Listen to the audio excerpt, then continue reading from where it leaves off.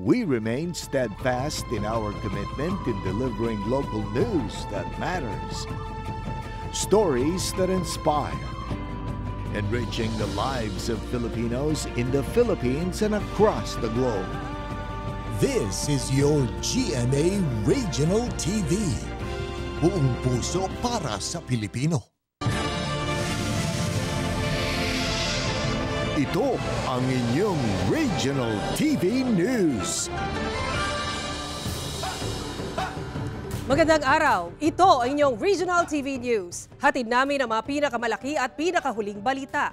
Mula sa Mindanao, ako po si Sara Hilomen Velasco. Mula rito sa Visayas, ako po si Cecil Kibod Castro. At mula naman dito sa Luzon, ako po si Chris Zuniga. Inihain na ng Senate Sergeant at Arms ang arrest warrant laban kay Pastor Apollo Kibuloy sa Davao City. Samantala, Police Regional Office 11 aminado na nahihirapang hanapin ang pastor. Ang detalye sa report ni John D. Esteban ng GMA Regional TV 1 Mindanao. Nagsagawa ng parada ang supporters ni Kingdom of Jesus Christ, founder at leader, Pastor Apollo Kibuloy. Suot ang t-shirt na may nakasulat na Justice for Pastor Apollo Kibuloy sa KOJC compound sa Davao City nang isisilbi ng Office of the Senate Sergeant at Arms kasama ang NBI at PRO ang contempt warrant laban kay Kibuloy Miyerkules ng umaga. Hinggil ito sa hindi pagsipot ni Kibuloy sa Senate hearing sa reklamong child abuse laban sa kanya. Pinuntahan at inikot din ng mga otoridad ang Prayer Mountain ni Kibuloy sa Barangay Tamayong at ang Glory Mountain sa kaparehong barangay. Kabilang din sa pinuntahan ng property ng pastor sa Samal Island, pero hindi rin nakita doon ang pastor. Ang nabanggit na mga lugar, napuntahan na ng mga otoridad para isilbi naman ang judicial warrant na inisyu ng RTC Branch 12 sa Davao City.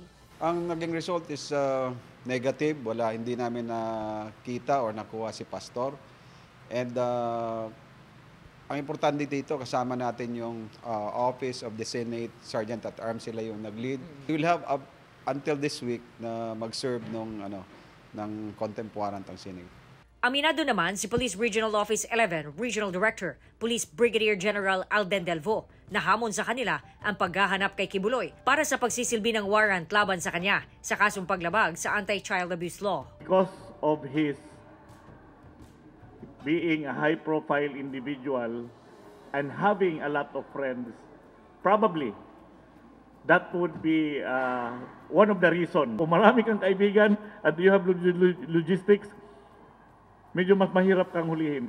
The long arms of the law will definitely catch up with him. Dagdag pa ni Delvo, wala pang patong sa ulo ni Kibuloy para sa mabilis na ika-aaresto nito.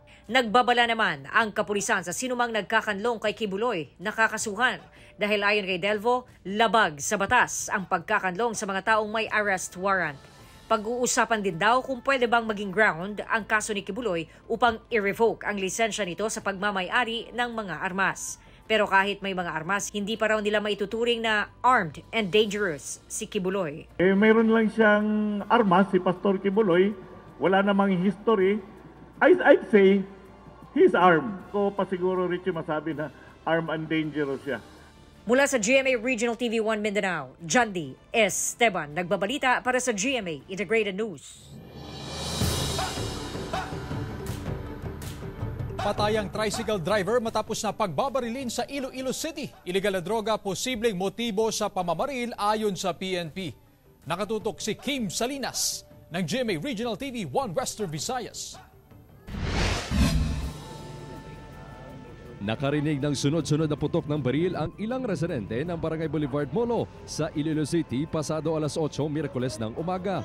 Ilang minuto lang ang lumipas, tumambad na ang nakahandusay at dugo ang katawan ng 48 anyos na tricycle driver na si Zalde Berhaliega, residente sa lugar. Ang itinuturong sospek, si Gerardo Sofia Jr. alias Bulldog, na residente rin ng nasabing barangay. Tingala ko nga natumba na ng motor. Patumba sa motor, dayon mga 5 guro kalupok sa unahan namon. Naturally, nanago kami dayon mo. Ayon sa pulisya, posibleng inabangan ng sospek ang biktima sa harap ng barangay hall kung saan siya binaril. Nagtangka para tumakbo ang biktima ngunit muling pinaputukan ng sospek. Tama ng bala sa dibdib at ulo ang ikinamatay ng biktima. Sa pagpalagyo niya ginlagas pag siya sang suspetsado kag amo to ginpasundan pagid sang madamo pagid no nga pagtiro. So amo na nga damo ang igo niya kag amo to ang gitunaan sang kamatayon. Sa rekord ng pulisya, parehong nakulong ang sospek at ang biktima sa kasong iligal na droga. Isa ito sa mga sinusundang motibo sa krimen. Naresto ni siya way back 2016 ang aton nga biktima. Kag ang aton suspetsado 2017. May mga information nga nagsululod nga ginamonitor nila kag ginadudahan man nila nga nagbalik man ni sila. Daw nagagwa nga nag-aaway ni sa droga eh. Mismo ang punong barangay naniniwala na posibleng konektado sa iligal na droga ang dahilan ng pamamaril. Wala man kay kung nag-aaway sila bisan ng pumuluyo, maka-inform sa akon nga nag-aaway sila kung ano, mapatawag natin sa barangay. Nagagamit sila sa cellphone, katawaganay o context. Muna guro nga nag-initay sila siguro. Sa CCTV footage na hawak ng pulisya, nakasuot ng puting t-shirt ang sospek, may suot na itim na sombrero, naka-shorts at naka-tsinelas. Patuloy ang hot pursuit operation ng pulisya. Hindi na nagpa-unlock ng interview ang mga pamilya ng biktima at sospek. Mula sa GMA Regional TV 1 Western Visayas, Kim Salinas, nagbabalita para sa GMA Integrated News. Nakuhanan ng video ang drag racing ng ilang kalalakihan sa bypass road sa Urdaneta City, Pangasinan. Kita sa cellphone video nakuha ng concerned citizen ang bilis na pagtakbo ng ilang rider sa bypass road na sakop ng barangay Santa Lucia, Urdaneta City, Pangasinan. Ang mga nakuhanan sa video sangkot pala sa drag racing. Sunod-sunod na reklamo na raw ang natatanggap ng barangay council ukol sa drag racing. Sa pag-iikot ng mga opisyal sa barangay, sinita ang ilang sangkot sa drag racing na agad dinala sa pulisya. Nabigyan sila ng warning. May pustahan pa raw sa karera ng mga motorsiklo. Especially po kasi puro dayuhan po. Hindi lang po origin natin dito sa Urdaneta. Sabi in other, just like may Bulacan pa po, may Tayog, Mangaldan, kung ano na po dito ginagawa ng drag racing.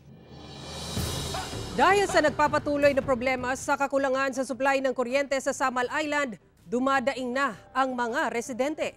Ang detalye sa live report ni Kent Abrigana ng GMA Regional TV 1 Mindanao. Kent? Sara, perwisyo na raw sa mga residente, estudyante at maging mga resort owner ang patay sindi na supply ng kuryente sa Samal Island. Pero may plano naman raw ang Samal Island LGU kaugnay sa pagpapatayo ng renewable energy source sa isla.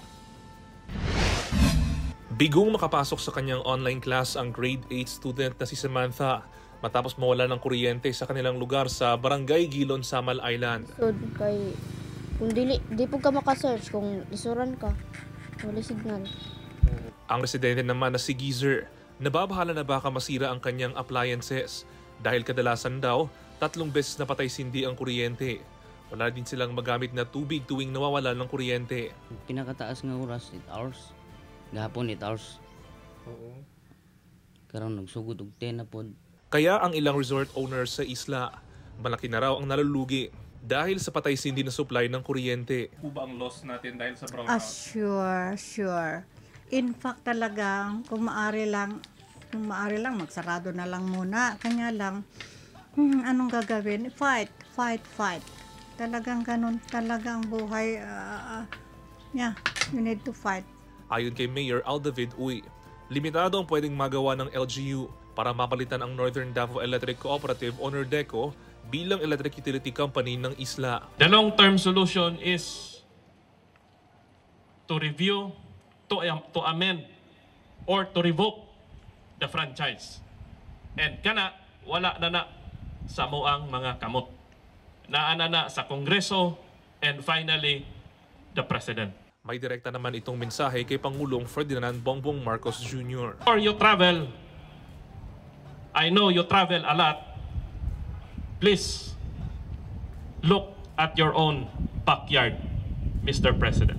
Hinihintay na lamang ng Samal Island LGU na matapos sa Hunyo ngayong taon ang instalasyon ng submarine cable ng Nordeco na makatutulong sa karagdagang supply ng kuryente sa isla. Para naman maibsan sa ngayon ang problema sa kuryente, bumili na ng 3 genset ang Samal LGU para magamit ng mga residente. Nagsagawa din ng groundbreaking para sa 466.2 kilowatt renewable energy project na itatayo sa likod ng New City Hall. Ang nasabing proyekto na nagkakalaga ng 50 million pesos ay kayang makapag-generate ng 1,863 kilowatt-hour na kuryente bawat araw. Kung maitatayo na ang nasabing proyekto, magsisilbi itong primary source of energy ng City Hall. Ang sobrang kuryente, pwedeng magamit para maibsan ang energy demand ng isla. Maliban sa kuryente, magsisilbi rin itong shaded car park na may lapad na 2,500 square meters. Inaasahang matatapos ang proyekto sa loob ng 5 buwan mula sa pagsisimula ng konstruksyon nito ngayong taon. Sara, umaasa ang Samal Island LGU na matutuloy na ang installation ng submarine cable sa isla para masolusyonan na ang problema sa kuryente sa isla. Sara. Maraming salamat Kent Abrigana ng GMA Regional TV 1 Mindanao. Kumukulong tubig, namamataan sa baybayin ng Manito, Albay tuwing low tide. Pagkulo ng tubig dahil daw sa pagkakaroon ng mga inactive volcano sa ilalim ng lupa ayon sa MGB. Sundan sa report ni Jessica Kalinog ng GMA Regional TV Balitang Bicolandia. Sa dagat na ito nasakop ng Sitio Parong, Barangay Pawa, Manito, Albay, laging inaabangan ng mga tao ang low tide. Dahil sa mga oras na ito, makikita ang kumukulong tubig na bumubulwak mula sa ilalim ng lupa sa baybayin ng nasabing lugar. Umuusok ito at nangangamoy asupre o sulfur. Kasi ngayon lang talaga ako nakakita niyan. Tingnan nyo na, kumukulo pa talaga. Ang iba pa nga, nagluluto pa raw ng itlog at ibang pagkain sa kumukulong tubig na ito. Pasok na kami sa elementary. Pag tuwing ganitong panahon na tuyo ang dagat, pumupunta kami dyan ang umuha ng alimasag. Pagkatapos, pag may nakuha kami, nilalagay namin dyan, ayun, naluluto. Pero para maiwasan ang aksidente, naglagay ang barangay ng mga marka sa lugar para maiwasan na may maligo rito tuwing high tide. At kahit nga low tide, pinag-iingat pa rin ang publiko dahil bigla na lamang daw tila sumasabog ang mainit na tubig. Yung binabawal namin yung mga bata pag maligo dito kasi pumuputok to. Minasabog siya. Ayon sa Mines and Geosciences Bureau Bicol, nangyayari ang nasabing pagkulo ng tubig dahil may 8 hanggang 9 na inactive volcanoes sa ilalim ng lupa sa naturang lugar. Nilinaw din ng ahensya na wala itong kaugnayan sa bulkang Mayon at hindi rin daw nakaaapekto sa marine life ang mainit na tubig. Kahit sabihin natin mainit dyan, may mga species tayo ng mga marine life na kumbaga naka-adapt na sa mainit na temperature kaya meron pa rin natitira. No? Maliban sa naturang lugar, mayroon pang boiling mud, geothermal power plant at boiling lake na matatagpuan sa bayan ng Manito na nagsisilbi na rin na tourist attraction sa ngayon. Mula sa GMA Regional TV Balitang Bicolandia, Jessica Kalinog, nagbabalita para sa GMA Integrated News. Isang aso sa Legazpi City, Albay ang pinana sa ulo ng hindi pa nakikilalang sospek. Albay Animal Rescue and Adoption kinundi na ang pananakit sa aso. Narito ang report ni Jessica Kalinog ng GMA Regional TV Balitang Bicolandia. Nitong Abril 8, sa ilalim ng nakaparadang sasakyan sa Barangay Puro, Legazpi City, may isang aso na sa unang tingin ay tila nagpapahinga lamang. Pero pinagtataguan pala nito ang humahabol na mga miyembro ng Albay Animal Rescue and Adoption para i-rescue at dalhin ito sa veterinary clinic. Dahil ang aso, mayroon palang pana na nakabaon sa ulo nito. Mailap na siya sa tao, siyempre, na siya nasakta na siya. Kaya hinabol pa namin, tagal pa ang pag-abulan namin hanggang nakorner namin siya. Hindi na humarap sa kamera ang veterinaryong nag-opera sa aso, pero ayon sa kanya, pahirapan ang pagtanggal ng pana na nakabaon sa ulo nito.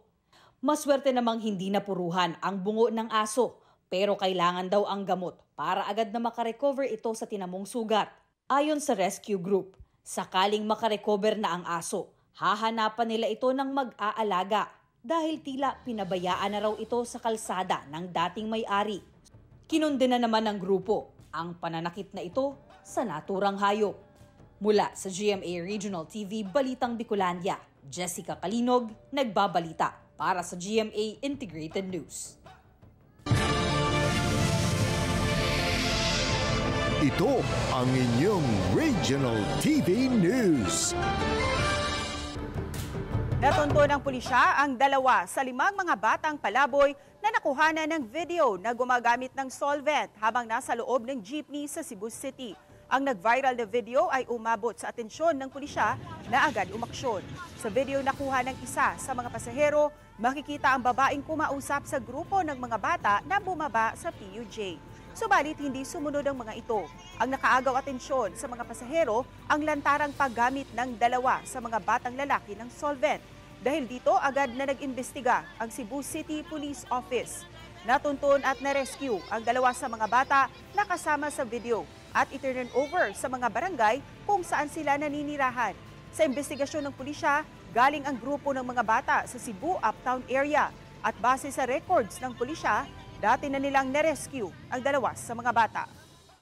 Now, these personalities nga naa sa video karon, mga bag-o ning mga bata diri sa tuwang area. So far, katong 5 nga naa sa video, 2 out of 5 katong mga batanon is na-rescue na nato. Gabi, na-turn over na po sa Barangay Sampagdos and Barangay Ermita.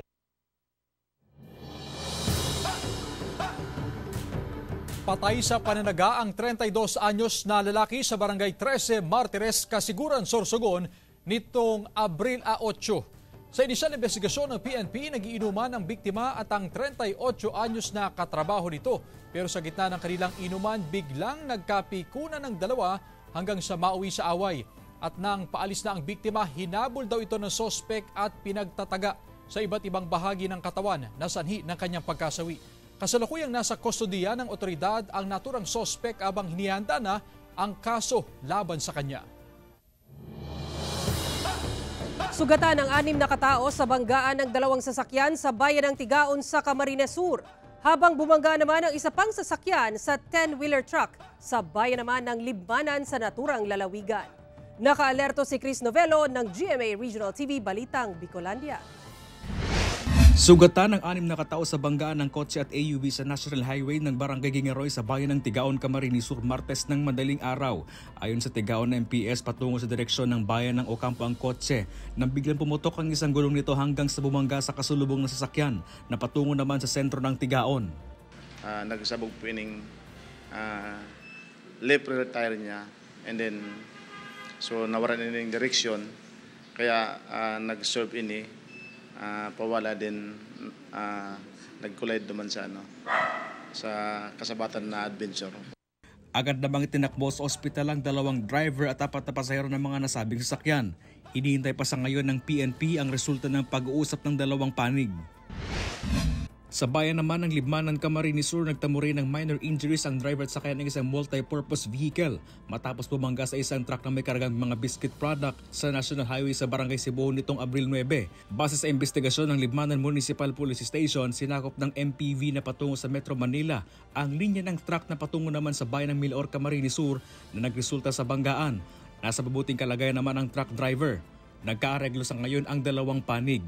Mula sa GMA Regional TV Balitang Bicolandia, Chris Novelo nagbabalita para sa GMA Integrated News. Arestado ang isang pulis at isang sundalo sa North Cotabato sa isinagawang entrapment operation dahil sa pagbebenta ng mga ito ng armas. April 6 nang isagawa ang entrapment operation ng CIDG Bar sa Pigkawayan, Cotabato laban sa isang sundalo na nakadistino sa 1st Brigade Combat Team at isang babaeng pulis na nakatalaga naman sa Police Regional Office Region 12. Ang 2 ay sangkot sa iligal na pagbebenta ng mga armas sa Cotabato Province at mga karatig lugar. Sa nasabing investigasyon, nakuha mula sa mga sospek ang 5.56 mm na pistol, caliber 45 na baril, 3 magazine, mga bala at 119,000 pesos na budol money. Kasalukuyang nasa kustudiya ng CIDG Bar ang mga nahuli na hindi na nagbigay ng kanilang mga pahayag. Nakatagta silang kasuhan ng paglabag sa RA 10591 o unlawful sale of firearms and ammunition. Posible rin silang sampahan ng kasong administratibo ayon sa otoridad. Patay naman ang 2 sakay ng motorsiklo matapos na bumangga sa Center Island sa Cebu South Coastal Road at isa sa mga biktima ang nagulungan pa ng SUV. Nasawi ang 26 anyos na driver ng motorsiklo na residente ng Mindellin, Cebu. Patay din ang 26 anyos na babaeng pasahero na taga Mandaue City. Naganap ang insidente pasado alas 11 ng umaga kahapon. Ayon sa Traffic Police, pa-southbound ang motorsiklo nang bumangga ito sa Center Island. Tumila po ng driver na nagtatrabaho sa isang ride-hailing app papunta sa kabilang lane at dito nagulungan siya ng isang SUV na pa-northbound. Muling nagpaalala ang otoridad sa mga motorista na ugaliing mag-ingat sa pagmamaneho para maiwasan ang ganitong aksidente. Niyanig ng magnitude 5.1 na lindol ang Eastern Samar kaninang madaling araw. Ayon sa PHIVOLCS, ang epicenter ng lindol ay naitala sa Dolores, Eastern Samar kaninang 12:20 a.m. Ramdam ang intensity 3 sa Canavid, Eastern Samar at Dulag, Leyte. Nakapagtala naman ng intensity 2 sa Alang-Alang, Abuyog at Hilongos, Leyte. At bahagyang naramdaman ang pagyanig sa Kinapundan, Eastern Samar, Leyte, Carigara, Mahaplag at Albuera sa Leyte, Villarreal, Samar at Sogod, Southern Leyte.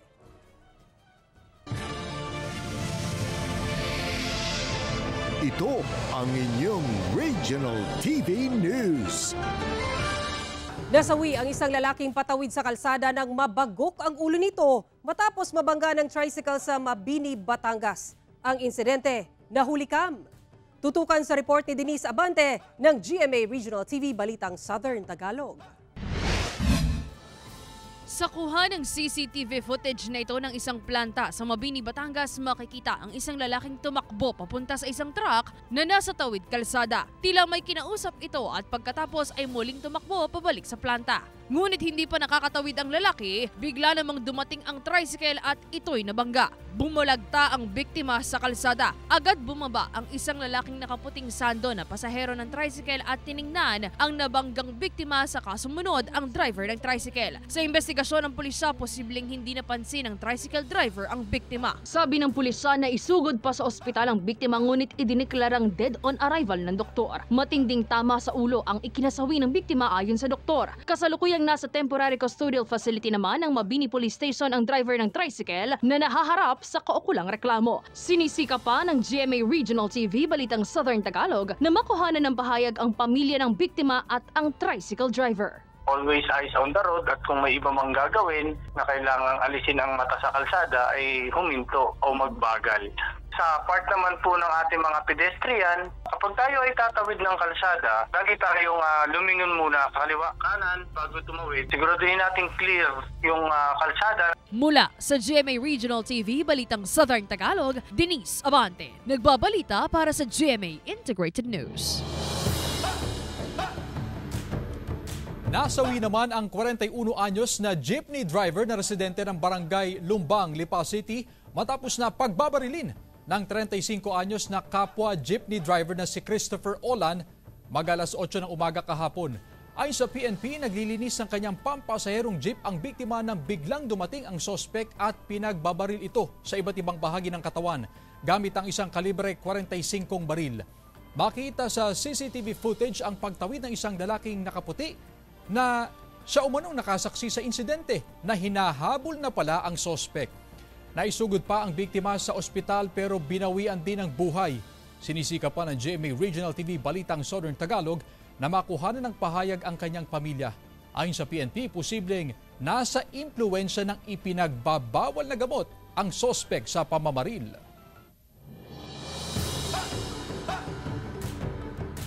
Hindi inirekomenda ng health authorities ang pag-inom ng kape at soda ngayong mainit ang panahon. Mga kapuso, mahilig ka bang uminom ng kape kahit mainit ang panahon? Abay, hinay-hinay muna sa pag-inom nito. Ayon sa health authorities, kailangan kasing maging hydrated, lalo't kailangan ng ating katawan ng sapat na tubig ngayong pataas ng pataas ang temperatura. Hindi rin inirekomenda ang pag-inom ng soft drinks o soda, maging ng alak. Tubig pa rin daw ang pinakamainam na inumin. Mas maganda pa raw kung higit sa 7 o 8 baso ng tubig ang inumin sa kada araw. Iniimbestigahan na ng DNR ang pagdakma sa 2 tarsier ng 2 lalaki sa isang viral video. Humingi ng paumanhin ang isa sa mga dumakma, sabay paliwanag sa kanilang ginawa. Nakatutok si Abby Caballero ng GMA Regional TV 1 Mindanao. Ato ka mo. Ako ano isa. Tila tuwang-tuwa ang dalawang ito na dumakma sa 2 tarsier sa Barangay Maligo, Polomolok South, Cotabato. Smile, baby! Smile! Pero hindi ang maraming netizen na nakapanood sa nag-viral nilang video. Nakausap namin ang isa sa magpinsang dumakma ng tarsier. Inilipat lang daw nila ang mga tarsier dahil nililinis nila ang area ng farm ng kanilang kaanak kung saan nakita ang tarsier. Napit na mo sila maagbasa, napit na sila maigo sa sundang. Anak ko nga, Mig, kuhaon na lang nato na, i-transfer nato sa ibang area. Moto, gikuha na mo siya, ma'am, i-transfer na mo siya after, wala kabot ng half hour, ma'am, na-transfer na siya. Pinakawalan na rin umano ang mga tarsier at yan umano ang napapanood sa in-upload na ring video. Nabasa niya raw ang mga komento sa social media at tugon niya, ngayon lang magpasaylo sa mga mga nag-gash, no? Kung para sa inyo mali akong dibuhat, pero para sa kuha, tama akong dibuhat, kaya nga naman, kayo, gipasagdan lang ako sila dito, gilipihan ako ang area nila dito, wala na sila yung mapulian manggod. Iniimbestigahan na ng DENR SOC Sergeant ang insidente at pinag-uusapan ang kanilang magiging hakbang. Mula sa GMA Regional TV 1 Mindanao, Abby Caballero, nagbabalita para sa GMA Integrated News. Nasa 500 magsasaka sa Cebu City ang bibigyan ng ayuda ng Cebu City LGU dahil sa pinsala sa kanilang mga taniman dulot ng matinding init. Sa susunod na linggo ay ipamimigay ang relief goods sa mga magsasaka sa mga bulubunduking barangay sa lungsod ng Cebu. Ayon kay Councilor Joel Garganera, ang chairman ng Committee on Disaster Risk Reduction and Management, Safety and Climate Change Adaptation, pina-finalize pa nila ang listahan ng 500 magsasaka na unang bibigyan ng ayuda ng lokal na pamahalaan. Simula noong nakaraang buwan, ramdam na ang matinding init sa mga sakahan kung saan makikita ang bitak-bitak na lupa. May mga magsasaka na rin na umaaray dahil sa nalalanta nilang pananim, bunsod pa rin ng sobrang init. Dagdag sa kanilang problema ang kawalan ng supply ng tubig na ginagamit nila sa kanilang taniman. Una nang isinailalim sa state of calamity ang 28 mountain barangay sa lungsod at nagdeklara na rin ng water crisis ang Cebu City LGU. Samantala, mapapanood niyo po ang episode na ito sa official website ng GMA Regional TV, www.gmaregionaltv.com. Pwede rin kayong bumisita sa aming official YouTube channel, GMA Regional TV, at i-click ang subscribe button para sa pinaka-maiinit na balita mula sa mga rehiyon. Nais naming pasalamatan ang mga kapuso sa iba't ibang panig ng Pilipinas, maging ang mga kapuso natin abroad. Nasa GMA Regional TV, local news matters. Kami ang Regional TV News, buong pwersa para sa mas malaking misyon at mas malawak na paglilingkod sa bayan.